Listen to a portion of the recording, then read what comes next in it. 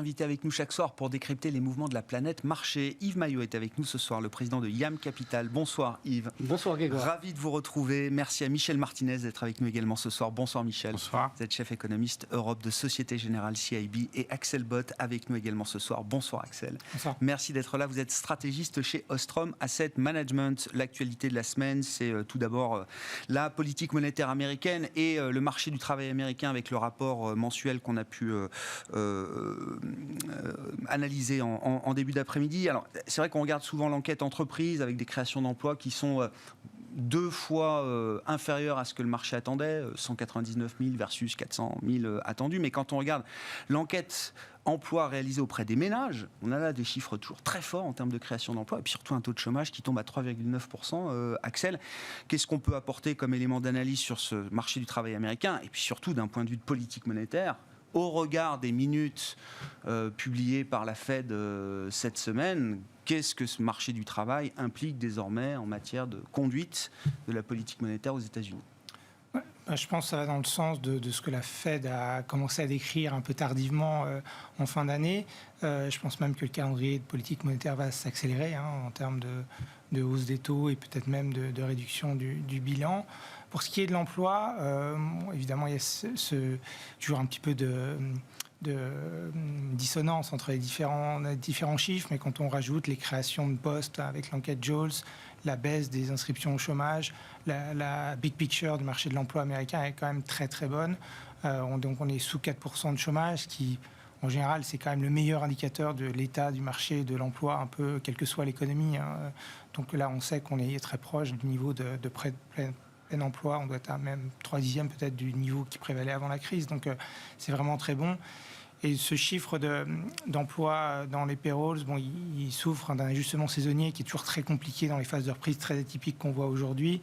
Sans cet ajustement saisonnier, on serait proche des 500 000, ce qui semblait plus conforme à ce que le consensus attendait, à ce que l'ADP également signalait précédemment. Donc je pense que globalement, c'est vraiment un message qui va dans le sens d'un resserrement monétaire qu'il faut maintenant engager un peu sérieusement.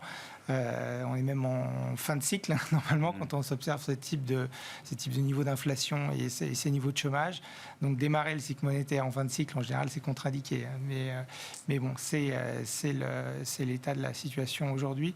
Donc ils vont sans doute accélérer. Ils ont déjà comprimé le calendrier du tapering, monter les taux peut-être dès mars, si on en croit à James Bullard, qui fait partie probablement des membres les plus agressifs, mais qui a un droit de vote en 2022. Donc c'est probablement une voie importante au sein de la Fed. Et puis pourquoi pas commencer à parler de diminution du bilan, peut-être plus tôt que dans le cycle précédent où ils avaient tendu que les taux remontent à 1% pour engager, disons, l'amortissement du bilan. Donc ça peut intervenir peut-être plus tôt cette fois, puisque évidemment l'inflation est très différente qu'elle n'était à l'époque en 2017. Et oui, plutôt parce que c'est quand même la nouveauté, cette histoire de réduction du bilan. La question avait été posée à Jérôme Powell à la réunion des 14-15 décembre dernier, mais la réponse de Jérôme Powell ne laissait pas entendre qu'il y avait un débat aussi avancé sur cette partie-là de la normalisation monétaire américaine. On peut l'imaginer pour cette année, le démarrage de la réduction du bilan, ça devient un scénario central désormais là, pour les investisseurs et pour le marché? Oui, alors peut-être probablement pas quand même avant le deuxième semestre. Ce sera probablement une histoire de la fin d'année, peut-être pour initier le mouvement. Je crois que la Fed s'aperçoit qu'il y a énormément d'excédents de liquidité dans le système. On l'a vu en fin d'année dernière pour les passages de fin d'année qu'il y avait eu plus de 1900 milliards qui étaient redéposés à la Fed. Donc toutes les contreparties de la Fed, les banques, les agences fédérales, les fonds monétaires trouvaient plus suffisamment de papier sur le marché pour investir l'excédent de liquidité. Donc on peut considérer que la Fed voit ce chiffre comme une mesure de l'excédent de liquidité, de la demande de titres potentiels qui existe et qui pourrait lui laisser de la place pour justement se retirer un petit peu progressivement du marché. Donc 1900 milliards, c'est considérable. Je ne sais pas de combien le bilan doit se contracter, mais disons 2000 milliards, c'est à peu près l'expansion du bilan initial pour répondre à la pandémie. Donc on peut peut-être calibrer ça, alors après ça prendra du temps, comme étant une première phase de sortie après le retour à une certaine normalité économique après la pandémie. Michel Martinez, on parlera de l'Europe bien sûr, mais est-ce qu'il faut être étonné de l'accélération des débats au sein de la Réserve fédérale américaine? On avait bien intégré quand même le tapering accéléré, la Fed avait signalé très tranquillement le début des hausses de taux en 2022, c'était très bien passé auprès des marchés en décembre. Ce qu'on n'avait pas vu, ce que les marchés n'avaient pas vu, c'est quand même cette histoire de réduction de bilan, encore une fois, qui est un processus qui semble beaucoup plus avancé dans la discussion que ce que Jérôme Powell pouvait laisser transparaître le 15 décembre. Non, je pense que vous avez raison de noter que probablement ce qui est le plus étonnant, c'est la divergence entre le marché et ce qu'on doit attendre de la politique monétaire. Alors c'est vrai qu'il y a quelques signaux nouveaux envoyés par la Fed, en particulier, on va en parler sur la réduction de la taille du bilan, mais il y avait quand même pas mal de signaux déjà envoyés sur la dynamique de remontée des taux. Or, quand on regarde la dynamique de remontée des taux, et ça c'est important en ce qui concerne les conditions de marché, cette dynamique de remontée des taux qu'on voit à travers les communiqués de la Fed, les dots, les fameux dots, elle nous mène jusqu'à des taux directeurs qui sont au-dessus de 2% au cours de l'année 2024. Or, aujourd'hui, quand on regarde la courbe des taux, les taux d'intérêt anticipés, le marché vient de normaliser, il a repris une vingtaine de points de base là, mais il voit des taux directeurs à 1,7% en 2024. La Fed est plus hawkish que le marché aujourd'hui. Voilà, donc ça c'est très important à avoir en tête, parce qu'il y a vraiment deux choses. Il y a d'une part, effectivement, est-ce que la Fed comprend bien ce qui va se passer, voire finalement a le sentiment, c'est un peu le sentiment qu'on a en ce moment, a le sentiment d'être en retard et donc veut accélérer, en remettre plus, et donc ça veut dire des taux directeurs qui vont remonter, ça veut dire des taux longs qui vont remonter, parce qu'effectivement la prime de terme entre les taux à court terme et à taux à long terme va remonter, et il y a ce que pense le marché. Et aujourd'hui, il y a ces deux risques-là qui sont forts, et le marché est en train de refaire une partie du chemin, mais il y a encore une grosse partie du chemin à faire. Il y a au moins 50 points de base sur les taux longs américains pour que le marché soit en ligne avec ce que dit la Fed. Et donc, c'est les taux longs. Aujourd'hui, les taux longs, ils sont à 1,7%. Et normalement, quand on écoute la Fed et quand on fait marcher un peu des outils, les taux longs, ils devraient être significativement au-dessus de 2% et pas 1,7%. Donc ça, je pense que c'est deux dynamiques qui vont être à suivre, sachant que la première, c'est qu'est-ce qui se passe exactement dans l'économie et qu'est-ce qu'il faut faire en termes de politique monétaire. Ça dépend effectivement de l'inflation. Et là, bon, voilà, on va avoir une inflation à plus de 7% la semaine prochaine, une inflation sous-jacente à 5,3%. Donc là, les pressions sont fortes. Et puis, et peut-être surtout, en fait, la dynamique du marché du travail. Alors là, je dirais, pour rajouter à ce qu'a dit Axel, moi je dirais qu'il y a quand même, on peut comprendre pourquoi la Fed est un peu en retard, parce que quand même, il y a quand même une sorte d'incertitude, un puzzle, qui est le faible taux de participation. Ouais, il y a une énigme derrière la reprise du marché du travail. Alors, vous avez noté que le taux de chômage est passé en dessous de 4%, 3,9%. Malgré le fait qu'il y ait des créations d'emplois finalement décevantes de 2 mois consécutifs. Et ça, c'est lié au taux de participation qui est encore 1,5 points en dessous du niveau pré-pandémique. Et force est de reconnaître qu'on n'a pas vraiment d'explication très satisfaisante là-dessus, sachant que c'est propre aux États-Unis, c'est quelque chose qu'on n'observe pas ailleurs.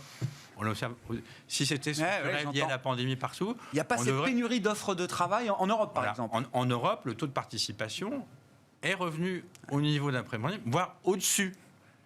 Donc, alors, il n'y a qu'aux États-Unis qu'il a baissé. Les Américains veulent plus travailler. Alors, c'est quoi l'histoire ? Il y a plein d'explications, mais en fait, tout le débat, c'est de savoir. Effectivement, il y a des explications comme quoi il y aurait des retraités qui auraient pris leur retraite un peu plus tôt. Mais quand on regarde dans le détail, ça explique peut-être un quart de l'explication. Ça n'explique pas la totalité des choses. Après, il y a d'autres explications sur effectivement le fait que la pandémie serait plus structurelle, et donc il y a des emplois qui n'existent plus. Donc il faut un peu, comme par exemple les gardes d'enfants, des choses comme ça. Avec la pandémie, c'est plus compliqué. Mais bon, voilà, c'est juste garder en tête ça parce que ça explique un peu toute l'évolution de la pensée de la Fed, qui au début pensait que la baisse de taux de participation était conjoncturelle, allait remonter. Elle se rend compte qu'elle est beaucoup plus permanente qu'elle ne croyait. Et donc, du coup, elle se dit peut-être que le nouveau marché du travail, c'est celui-ci, et donc il faut remonter les taux d'intérêt. Et comme vous dites, voilà, pour dresser ce constat, il fallait attendre. Il fallait attendre de voir. Et sachant que il n'y a pas d'explication satisfaisante aujourd'hui. Il y a beaucoup d'explications, mais il n'y a pas de raisonnement sûr sur le sujet. Que vous inspire la politique monétaire, ça va être encore la grande histoire de 2022 pour les investisseurs, pour les marchés. On voit d'ailleurs, le début, la première semaine sur les marchés est quand même très très instructive. On voit bien que la remontée des taux américains donne l'impulsion, la direction sur les tendances des marchés actions de manière très immédiate. De tout ce qu'on vient de dire d'un point de vue technique sur l'emploi, la politique monétaire, moi, ce que j'en retiens d'un point de vue concret pour les marchés, c'est qu'on rentre dans une période, donc une année 2022, qui va être très heurtée, qui risque d'être très heurtée parce qu'on voit bien que les incertitudes qui sont constantes quand on parle des marchés, ça fait pas mal d'années, là, c'est plus que jamais. Sur le sujet de la politique monétaire, de l'inflation, parce que ça, c'est quand même le phénomène central, c'est qu'on voit clairement maintenant, n'oublions pas qu'il y a encore très peu de temps, le phénomène était censé être transitoire. Alors ce qui va être transitoire, ce sont les effets de base qu'on a connus depuis 2 ans. Alors à décharge de tous les acteurs, on est en plus avec cette crise sanitaire entré dans des mécanismes qui troublent quand même éminemment la lecture qu'on peut avoir de ce schéma de marché, des décisions de la Banque centrale. Donc l'inflation, elle a commencé à s'installer. Elle est compliquée à décrire, à analyser parce que y a l'inflation cœur dont Michel vient de parler, qui est un phénomène, en tout cas pour l'instant, purement américain. Il y a les effets de base qu'on connaît depuis maintenant 24 mois. Et puis, il y a l'effet perturbation au niveau mondial sur l'approvisionnement, le commerce maritime, les prix des matières premières, qui là vont fluctuer, mais sont quand même, on le sent bien, rentrés dans une période de pente ascendante. Phénomène de l'énergie, du coût de l'énergie à plus long terme, de la transition qui va, même si on connaît en 2022 peut-être à un moment donné des niveaux d'inflation qui vont peut-être revenir un petit peu, mais on a une problématique aussi à mon avis à plus long terme. Donc tout ça, c'est un environnement qui change, qui apporte des gros nuages pour le prix des actifs, parce que tout ça n'est vraiment pas favorable.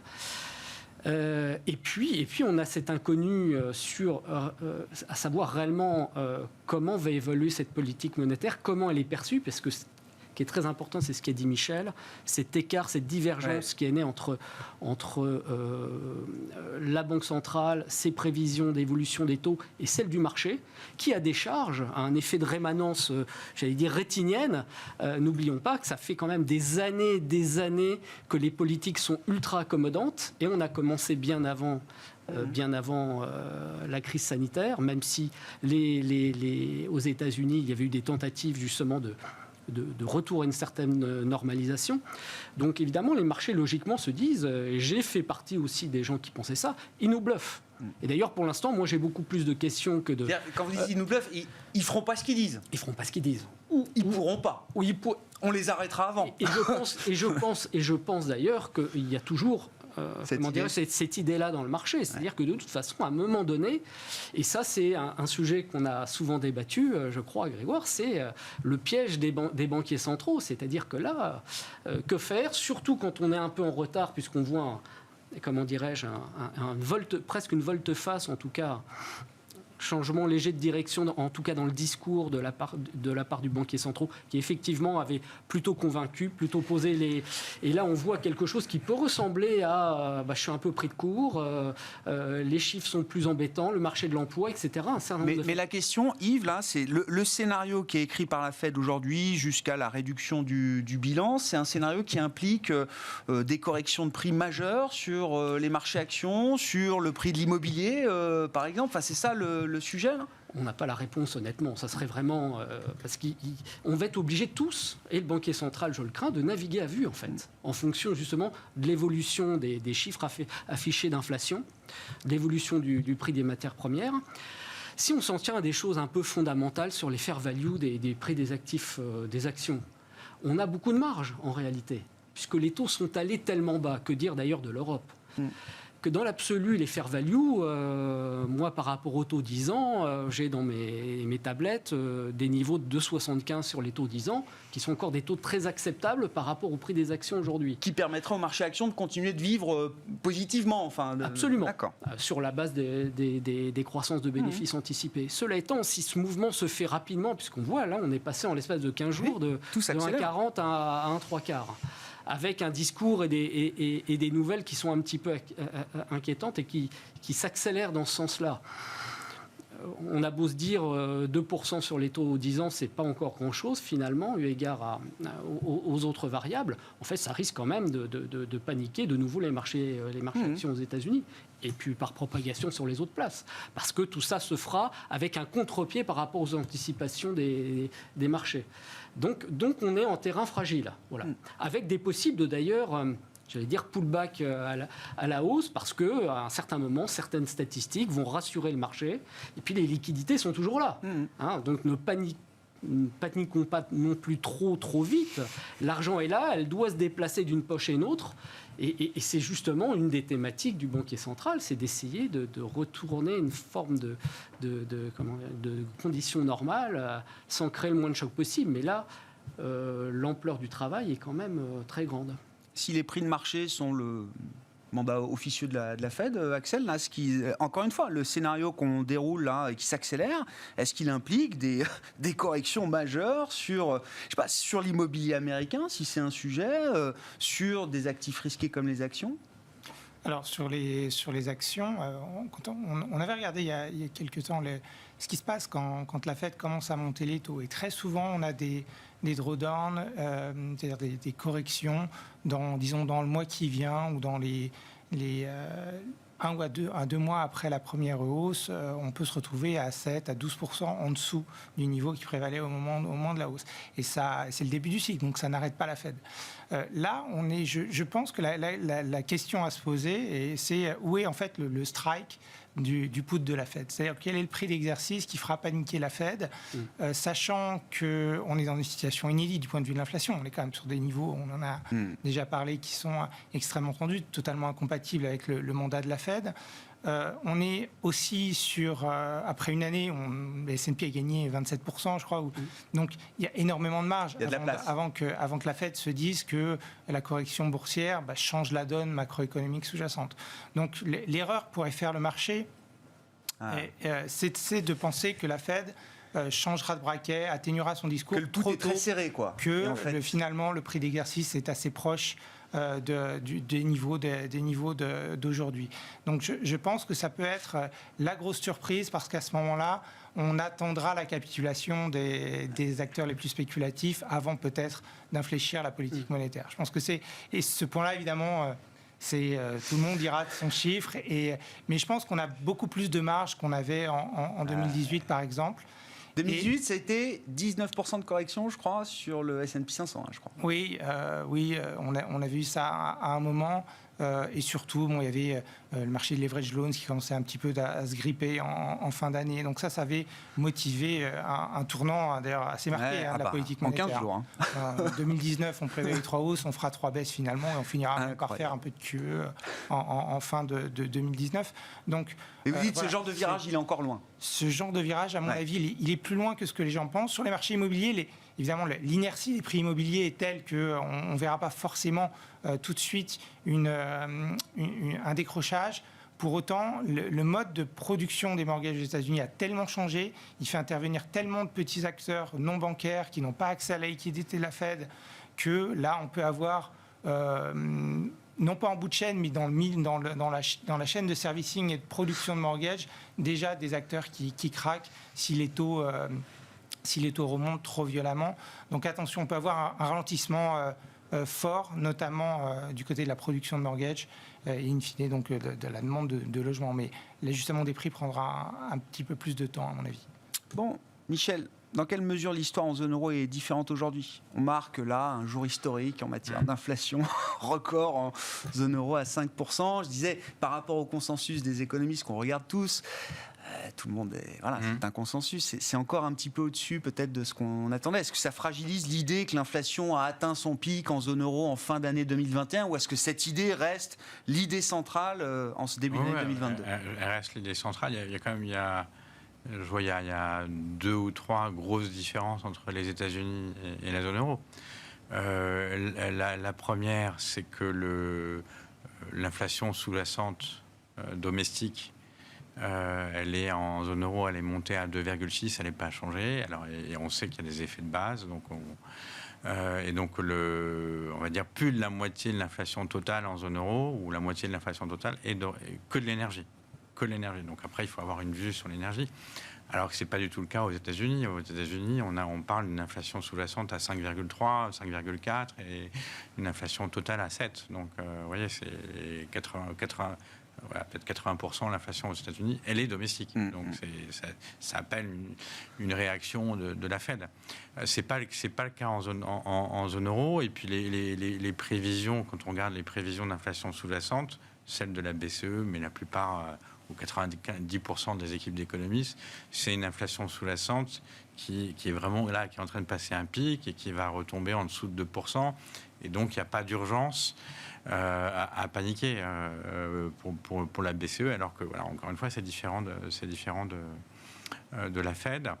Je pourrais citer aussi le marché du travail, où là, il y a un taux de participation plus élevé. Donc, il y a encore des...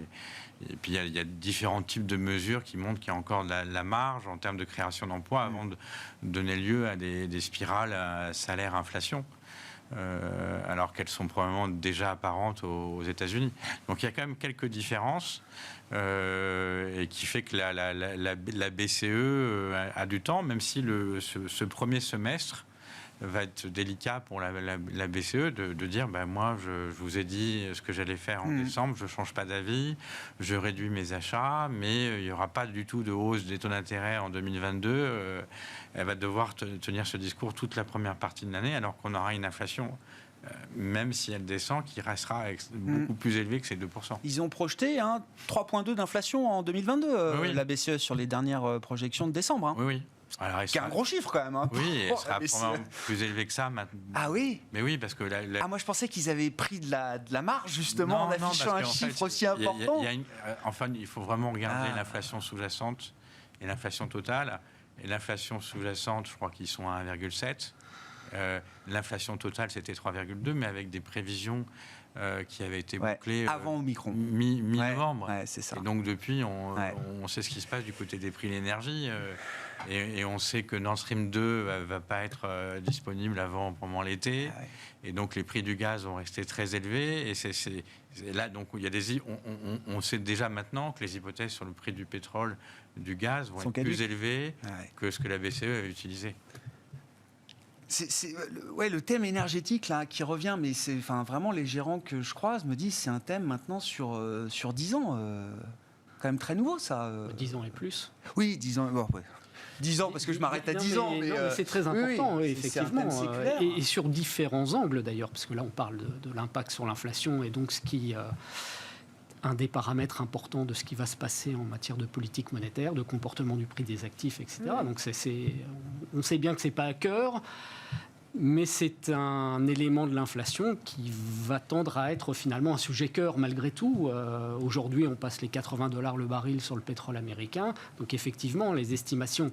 Mais ma question, c'est entre l'énergie d'hier, dont on a plus que jamais besoin aujourd'hui, je veux dire, on est obligé de signer un décret aujourd'hui en France pour relancer les centrales à charbon et faire le pont d'un hiver qui pourrait être froid en l'absence de suffisamment de gaz et d'énergie renouvelable. C'est investir dans les énergies d'hier pour tout de suite, c'est investir dans les énergies de demain pour plus tard. C'est quoi le choix pour l'investisseur? Je pense qu'il y a une forme de, comment dirais-je, pas d'aveuglement, mais de bascule vers un tout non carboné. On a parlé quelques fois. C'est même surprenant de se dire qu'on soit allé tête baissée. Enfin, la concrétisation de ce que je veux dire, c'est que quand on regarde le secteur pétrolier, les investissements d'exploration-production, pour des raisons de transition, de verdissement de tout notre approvisionnement en énergie, ont été quasi nuls depuis 6 ans. Et là, on arrive à un cycle, si la demande reste toujours relativement forte pour les années qui viennent, situation où on risque d'avoir même un choc à la hausse sur le prix du pétrole. Pas seulement à 80, mais au-delà des $100. Alors l'OPEP Plus a encore un peu de marge au niveau de la production sur les quotas, mais on est dans une situation qui peut devenir très compliquée sur le prix du pétrole. Donc finalement, il y a une gestion à court terme de cette transition qui pose plein de sujets et qui malheureusement aggrave la problématique de l'inflation dont on vient de parler. Et puis après, il y a plein d'autres conséquences. Ça veut dire quoi, on va revenir sur toutes les intentions, toutes les ambitions, tous les objectifs qu'on sait même de manière commune, fixés aujourd'hui dans le monde. Quand même un consensus des États-Unis à la Chine, en passant par l'Europe, qui se veut pionnière et leader en la matière. On va mettre entre parenthèses, ça va créer une dissonance majeure entre le discours politique, ce qu'on voit sur le plan des investissements et sur le plan des performances boursières, les choix qui s'offrent aux investisseurs aujourd'hui. Pour être caricatural, on a d'un côté soit faire vraiment ce vers quoi on s'engage au prix d'un coût de l'énergie qui est très très très loin de s'arrêter de monter, ou de l'autre côté, justement, de ne pas faire ce à quoi on s'est engagé ou de le faire très peu. Et donc, le trade-off, comme on est en anglais, va être probablement des solutions intermédiaires qui penchent d'un côté ou de l'autre. On a des tas de problématiques. On sait très bien que pour développer certaines énergies vertes et puis l'électrification, on a besoin de ressources en matière minière qui sont énormes, qui elles-mêmes d'ailleurs ont des effets carbone.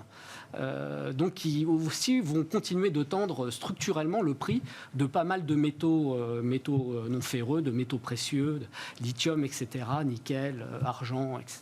Donc et tout ça sont des composantes aussi de cette croissance non-cœur, mais qui va devenir un vrai sujet pour l'inflation dans les années qui viennent. Donc voilà, le sujet il est là, avec toutes les répercussions, les conséquences qu'on a au niveau économique, social, acceptation. On voit très vite que les gouvernements sont un peu affolé à l'idée d'avoir des pressions supplémentaires sur les pouvoirs d'achat à cause de ce coût de l'énergie. À un moment où on a déjà des problématiques dans beaucoup de pays, en tout cas en Europe, de finances publiques. Donc voilà, l'équation au global est quand même très compliquée. On voit ce qui se passe au Kazakhstan aujourd'hui. Enfin, je veux dire, je transpose pas ce qui se passe au Kazakhstan à l'Europe. Enfin, j'espère pas, mais on voit que ça peut quand même aller très très vite et très très loin en termes de tension, de violence.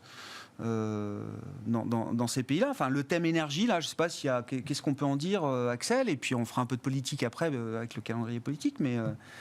Alors, je souscris à ce qui vient d'être dit. Je pense qu'effectivement, on a des arbitrages qui vont être très très compliqués à faire, et comme souvent, c'est les prix qui vont arbitrer ces priorités. Donc, on aura sans doute des pressions très durables sur les prix de l'énergie, de l'ancienne énergie, et la clean tech, c'est déjà fait. Je pense qu'en fait, on va être surpris sur une chose, c'est à cause du coût des métaux et de l'utilisation massive des métaux pour nourrir la croissance des énergies renouvelables et toutes ces technologies qui sont moins carbonées.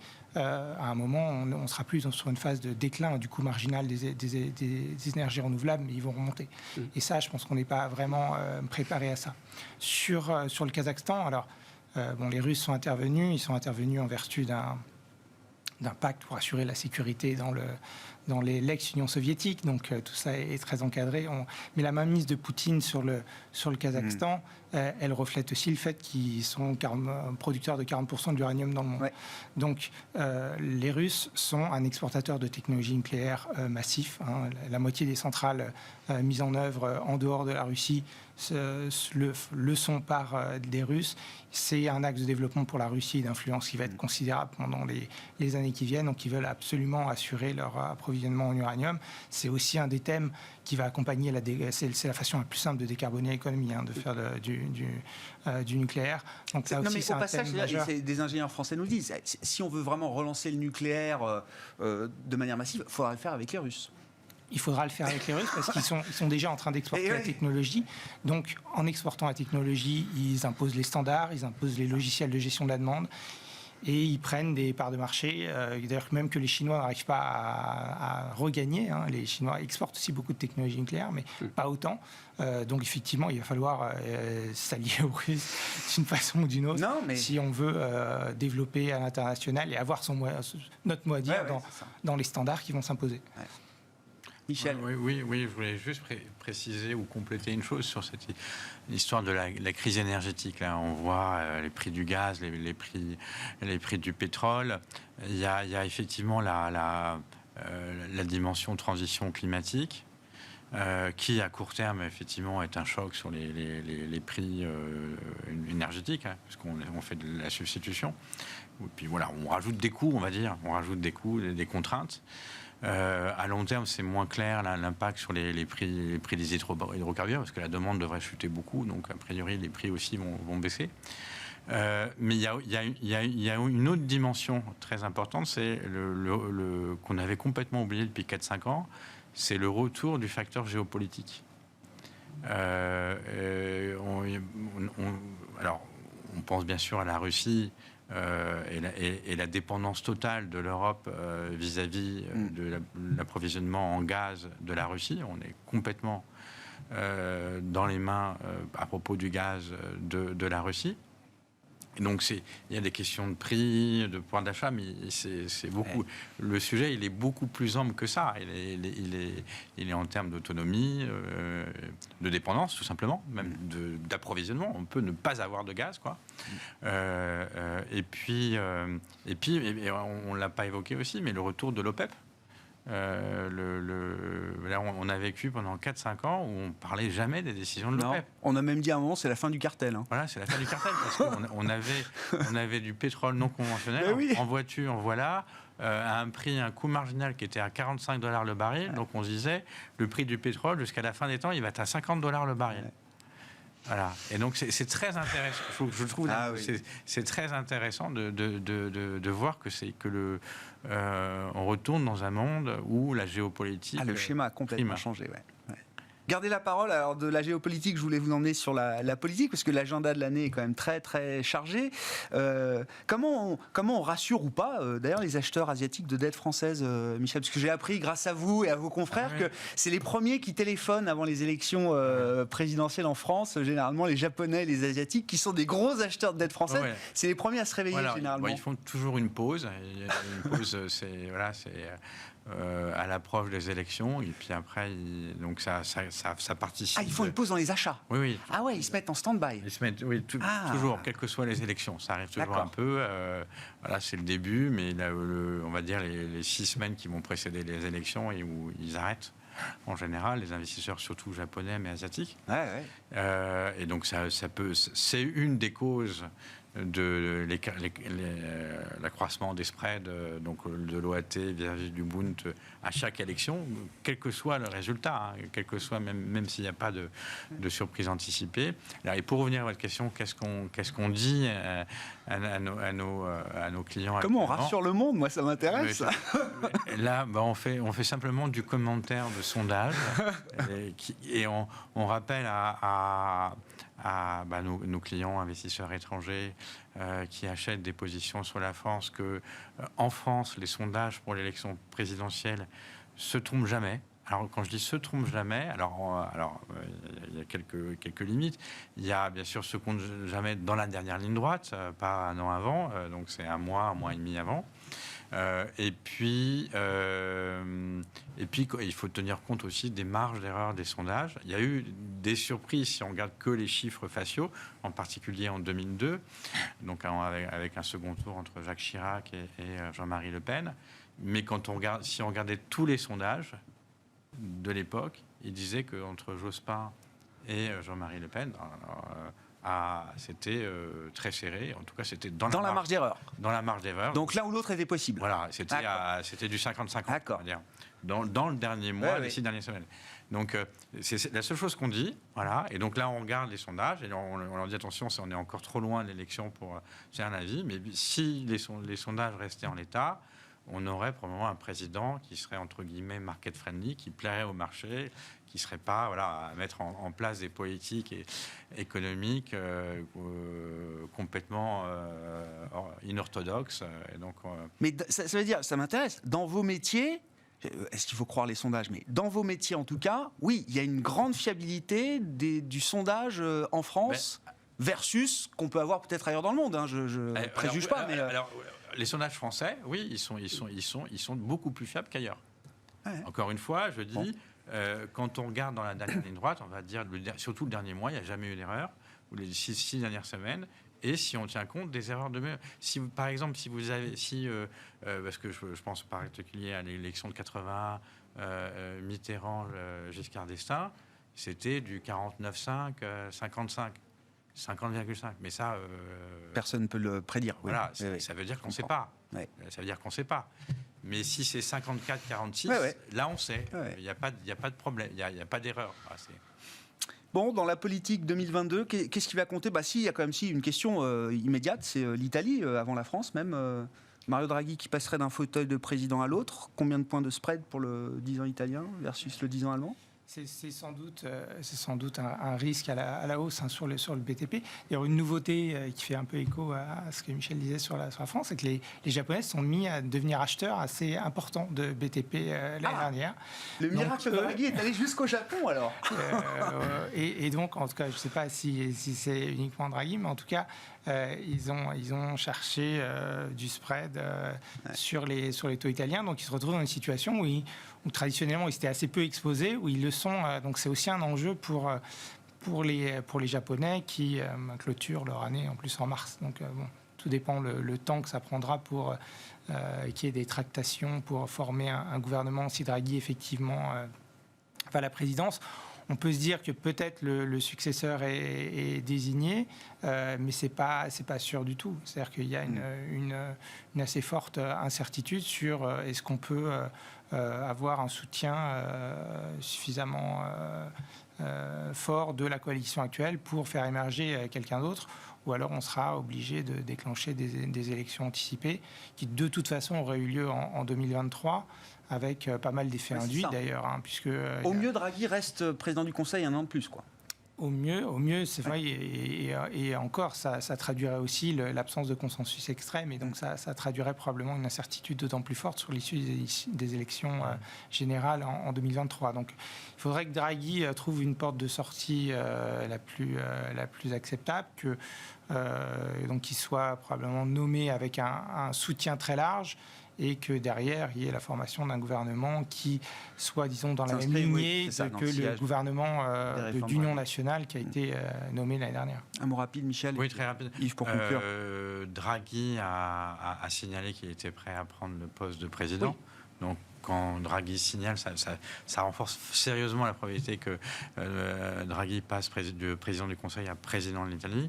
Après, il faut bien avoir en tête qu'aucun des grands partis de la coalition a un intérêt à avoir des élections rapidement. Donc, il y aura que si Draghi propose que c'est lui qui, en tant que président, qui propose à un président du Conseil qui lui sied, il y a de fortes chances que les partis de la coalition attendent jusqu'au terme des élections de 2023. Ouais.